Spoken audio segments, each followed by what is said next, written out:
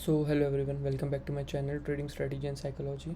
So as promised, I will be discussing about my weekly P&L and I will evaluate today कि मेरा performance कैसे improve हुआ है या नहीं हुआ है जब से मैंने सेलिंग स्टार्ट करी है। देखते हैं। तो अगर अपन P&L देखें डायरेक्ट जाकर,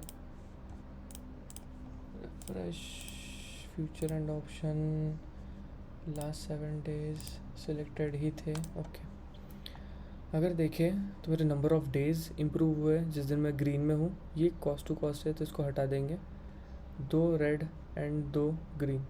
तो ओवरऑल 50-50 ही रेशियो है। 30% से इम्प्रूव होके 50% के आसपास हुआ है मेरा ratio in terms of number of trades, number of winning days, green days. तो this is because of option selling.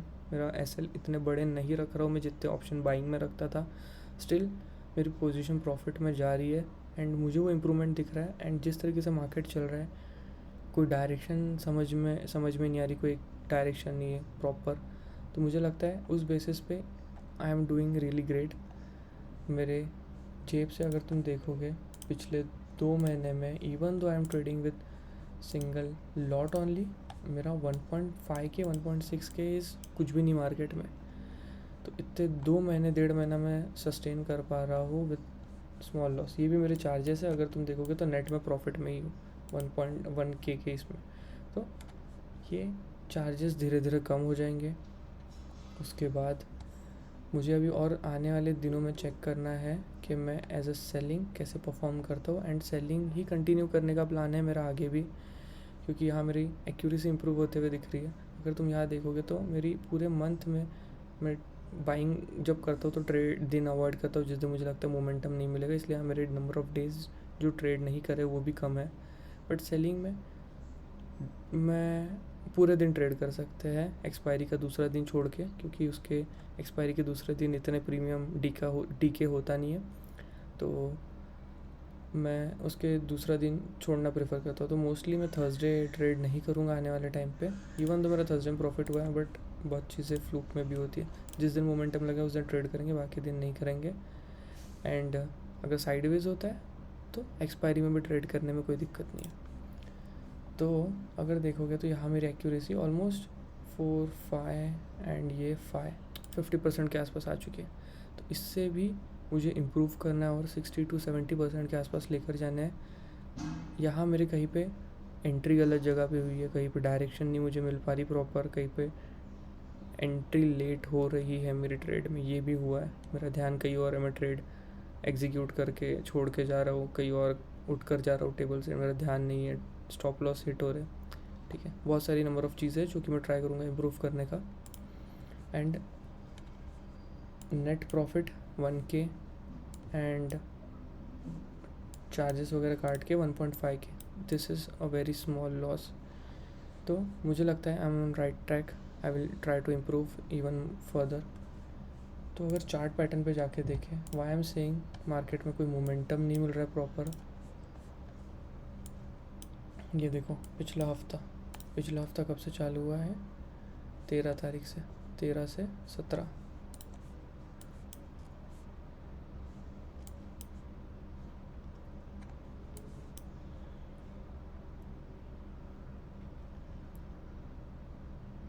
हम्म, 13 तारीख वाले दिन भी मेरा प्रॉफिट हुआ था।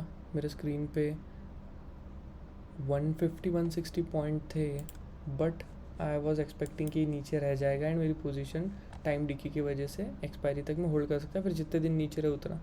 बट ये sudden reversal, it was very much unexpected it was. But क्या करें, ठीक है, मेरी पोजीशन यहाँ कहीं पे एग्ज़िट हो गई एंड मैंने यहाँ कहीं पे ट्रेड बनाया था। तो 160 पॉइंट्स के आसपास था, बट रिवर्सल बहुत सडन आया। उसके बाद मैंने ट्रेड नहीं करा फर्दर, क्योंकि इतने बुरा वॉलेटाइल लग रही है, कैंडल इग्नोर करनी पड़ेगी। इतने कभी आते नहीं मूव्स ऐसे, एंड ये मतलब कोई हैवी बायर है मार्केट में। तो साइडवेज उसके बाद यहाँ मेरा एक अच्छा ट्रेड मिला था मुझे, यहाँ कहीं पे मेरी एंट्री बनी थी एंड यहाँ कहीं पे मैंने एग्ज़िट कर दिया था उस ट्रेड को। इसमें अच्छे पॉइंट कैप्चर हुए थे मेरे।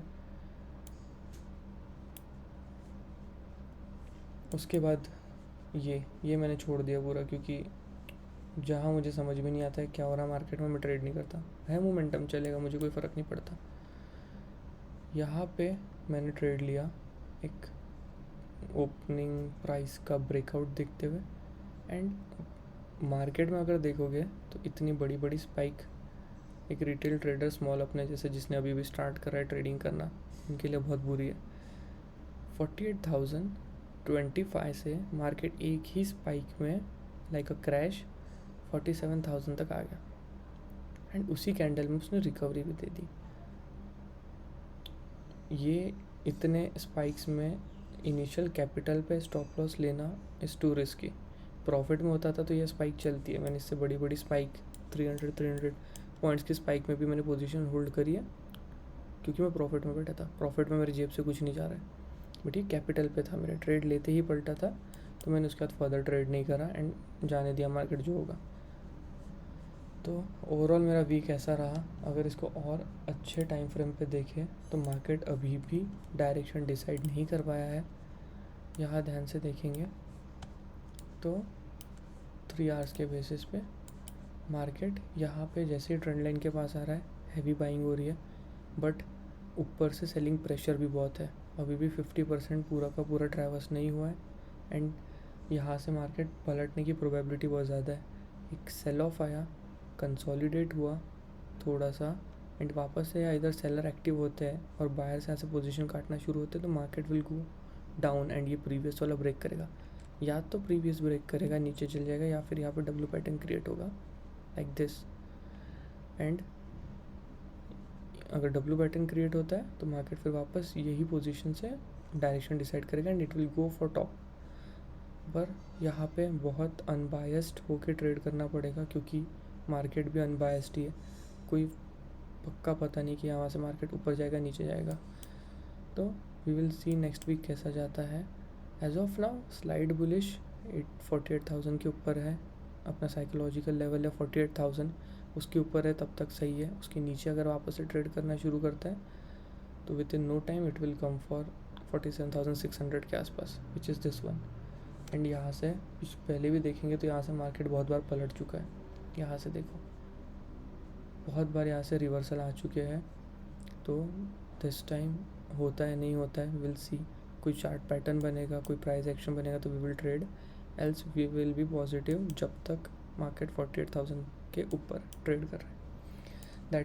That's it. ज़्यादा कुछ होता नहीं है, सिंपल टर्म समझनी होती है। जितना कॉम्प्लेक्स करोगे उतना कॉम्प्लेक्स होते जाएगा एंड उतना ज़्यादा नंबर ऑफ कॉम्प्लिकेशंस आएंगे ट्रेड एग्जीक्यूट करते टाइम। चार्ट एनालिसिस अपनी जगह पे, ट्रेड एग्जीक्यूट करना अपनी जगह पे। तो मुझे ऐसा लगता है कि जितना सिंपल चार्ट रहेगा उतना अच्छा है, ज़्यादा लाइनिंग्स की ज़रूरत नहीं है। 5 मिनट में आके देखेंगे तो मैं जब ट्रेड लेता हूँ 5 मिनट्स इस पर, तो ज़्यादा कचरा नहीं होता है मेरे स्क्रीन पर। मैं देखता हूँ ओपनिंग कहाँ हुई है, मार्केट का ट्रेंड क्या है, कहाँ से रिवर्सल आ सकता है या कहाँ से अच्छी पोजीशन बन सकती है, एंड मैं वहाँ पे ट्रेड करता हूँ। लॉस हुआ चलेगा, बट मेरा डिसीजन मेकिंग में लिमिटेशंस अवॉइड करता हूँ मैं ज़्यादा से ज़्यादा। So that's it, let's see कैसा जाता है rest of the month. Still अगर अभी तक 50% प्रोबेबिलिटी है तो आगे भी 50% रह सकती है, मतलब ओवरऑल मंथ 50% जा सकता है, ये मेरा अजम्पशन है। ट्रेड नंबर एग्जीक्यूट करना जो है अभी मेरे वो कम करूँगा, एंड ट्राई करूँगा कि प्रॉफिट बुक करूँ जब तक मार्केट सर्टन नहीं है। ओपन एंड छोड़ना थोड़ा सा गलत लग रहा है मुझे। ये पोजीशन भी मेरी 2 के प्रॉफिट में थी, ये पोजीशन भी मेरी 2.5 के प्रॉफिट में थी। ये मेरा ये दिन था कि जिस दिन मेरा एक भी ट्रेड नहीं चला एंड सडन रिवर्सल लेते ही पलट रहा था एंड ऐसे लेट हुआ। तो this is a genuine one, but ये एंड ये प्रॉफिट बड़े रह सकते थे, बट 600-700 का प्रॉफिट होने के बाद उसको मैं 1.5 के होने दे रहा हूँ, उसको 2 के 3 के होने दे रहा हूँ। तो जब तक पेशेंटली बैठेंगे नहीं तब तक बड़े पॉइंट निकलेंगे नहीं। तो मुझे ऐसा लगता है ये दिन के ऊपर डिपेंड करता है, विल सी कैसा दिन होता है, बट स्टॉप लॉस ट्रेल करते रहना is good option any time. Let's see कैसा ये मन जाता है एंड ये रिकवर होता है। रिकवरी मेरा मेन मोटो नहीं है, मेरा मोटो है कि मैं सेलिंग के ऊपर अच्छे से हैंड अपना ग्रास्प करूँ एंड इम्प्रूव करूँ। सेलिंग मोटो नहीं है, this is part of the game and मुझे रिस्क टू रिवॉर्ड इम्प्रूव करने की ज़रूरत है। Okay, thank you everyone.